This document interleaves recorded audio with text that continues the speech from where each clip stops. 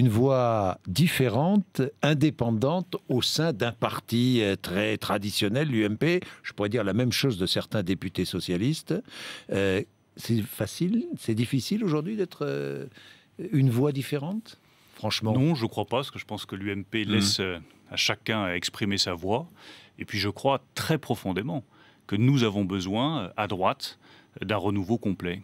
Un renouveau de nos idées, un renouveau de notre manière de faire de la politique, de considérer la démocratie, un renouveau des visages, des voix. Vous avez plein de jeunes députés, par exemple, dont personne ne parle, qui ont été élus en 2012, qui font un travail absolument formidable. Il faut les entendre. Le renouveau, c'est important pour que les gens retrouvent le goût de la démocratie, de la participation démocratique. Mais Bruno Le Maire, franchement, je me mets à la place de l'auditeur ou du téléspectateur qui est là avec nous ce matin, Bruno Le Maire. Il n'a plus envie d'aller voter. Il est partagé. Il a d'un côté, qu'est-ce qu'on lui propose? Le PS qui, pour beaucoup, fait une politique de la fin de la 4e République, et l'UMP qui est enfermé dans son culte du chef autour de Nicolas Sarkozy, début 5e République. C'est un résumé intéressant, mais c'est bien la preuve que nous devrons, nous les élus, changer. Vous partagez ce résumé? Et changer radicalement. Vous partagez ce résumé? Je le partage. Je le partage. Je pense que nous devons, nous les élus de droite, montrer que nous sommes capables, nous aussi, de changer. Les Français, pourquoi ils se détournent de la politique? Eux, ils ont changé. Ils ont changé. Les ouvriers, on leur a dit, voilà, il faut de nouvelles formations, de nouvelles qualifications, changer de formation, changer de qualification. Ils l'ont fait. Une grande partie des fonctionnaires ont changé eux aussi, parce qu'on a restructuré la fonction publique.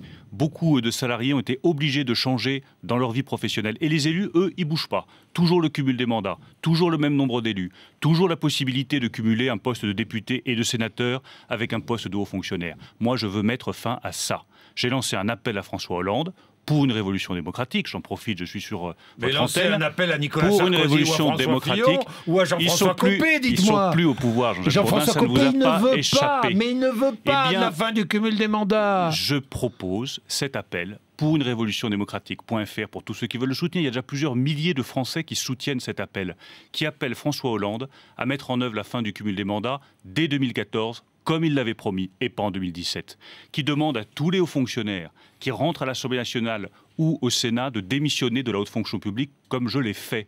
Quand est-ce que nous arrêterons d'avoir un pays gouverné par une promotion de l'ENA?